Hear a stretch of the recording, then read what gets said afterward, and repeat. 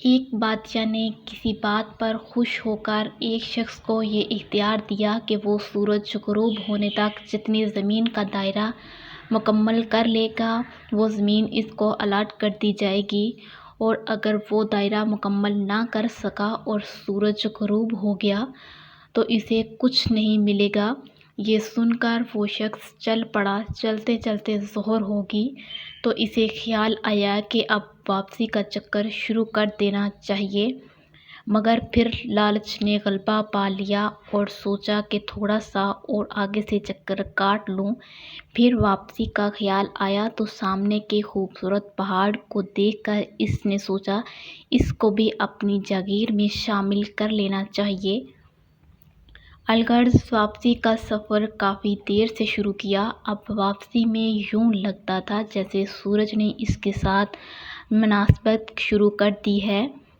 وہ جتنا تیز چلتا پتہ چلتا سورج بھی اتنا جلدی ڈھل رہا ہے۔ عصر کے بعد تو سورج ڈھلنے کی بجائے لگتا تھا پگھلنا شروع ہو گیا ہے۔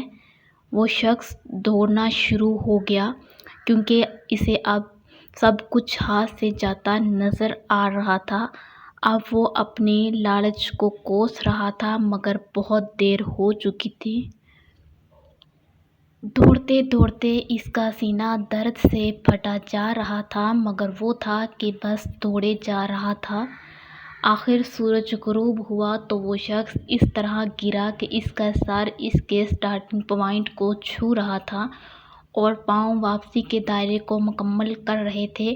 یوں اس کی لاش نے دائرہ مکمل کر دیا۔ جس جگہ وہ گرا تھا اسی جگہ اس کی قبر بنائی گئی اور قبر پر تکبہ لگایا گیا جس پر لکھا تھا اس شخص کی ضرورت بس اتنی ساری جگہ تھی جتنی جگہ اس کی قبر ہے۔ اللہ پاک نے بھی اسی طرح اشارہ کیا ہے والعصر ان الانسان لفی خسر۔ آج ہمارے دائرے بھی بہت بڑے ہو گئے ہیں، چلیے واپسی کی سوچتے ہیں۔ اللہ پاک ہمیں موت سے پہلے موت کی تیاری کی توفیق نصیب فرمائے۔